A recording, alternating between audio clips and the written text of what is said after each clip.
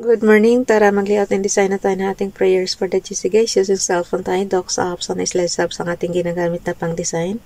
02 January 2025. Ang ating font is Arial, size 12. Naka-bold. Text color is maroon. Highlight color is light purple. Dito muna tayo kay Ralph Lion Pagbubulogs. Binigay lang to ni Nining Donalyn. Prayer for patience and God's timing. Dear Lord, thank you for the gift of life today. I pray that you help me stay patient for you. Let me hold out for the grace you have planned for me. I-zoom nyo guys pagka hindi nyo makita. Katulad nito, maliliit lang kasi ang font. So, ulitin ko lang. Prayer for patience and God's timing. Dear Lord, thank you for the gift of life today. I pray that you help me stay patient for you. Let me hold out for the grace you have planned for me.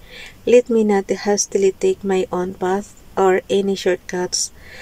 Let me remain faithfully under your care and love. Let me not stray onto a path of destruction. Help me to trust in your timing. Help me stay focused on you as I wait on your grace. Amen. Dito na naman tayo kay Princess Diane Channel. Nyo lang guys. Pagka galing kayo sa sa malaki, i-compress nyo lang din so liliit na yung display nyo. Gracious Father, as we begin a new day, help us to engage your will with a reckless faith. Teach us to trust in you and help us grow in righteousness. Heavenly Lord, give us the courage to step out in faith this day. Fill our hearts with your spirit and let us speak your words with pride. Amen. Pasensya na, mabilisan lang kasi ang tag dito. Nagmamadali na naman si Ralph. So, dalhin natin yan sa ating slides apps. Diba sabi ko sa inyo, ang 2024 January prayers for the GC, kinapi lang natin, tapos nag-rename lang tayo ng ginawa nating 2025 January prayers for the GC. Kaya, automatic, mayroon tayong mga nakalagay na dyan na prayers. So, ang gawin na lang natin, i-repost prayer na lang natin. So, edit slide tayo. So, kung mapansin nyo, pag napuno na yung pinaka-canvas nyo, ipantay nyo lang guys. So, ayan na siya. And then, screenshot. And then, crop. And then, ilagay na natin sa ating sa ating GC tsaka doon sa storage natin. So, basahin muna natin yung repost prayers. AFB Donalyn, paki-follow sa kanyang Facebook account. Make the most of this day. Laugh, love, read, live, love, learn, play, dream. Just be happy in every moment. Each day is a blessing. So, yan yung kanya. Thank you. Dito naman tayo kay Esperanza Tintero Gutierrez. Faith makes everything possible. Hope makes everything work. Good morning. Love makes everything beautiful. Oh, ulitin ko guys. Faith makes everything possible. Hope makes everything work. Good morning. Love makes everything beautiful. May you have all the three as you begin each day. So, yun. Maliit kasi masyado kaya sinong ko lang. Dito naman tayo kay Princess Diane Channel.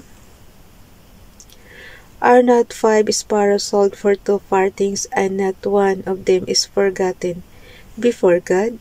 Luke chapter 12 verse 6. Pakibasa na lang sa inyong sa inyong Biblia.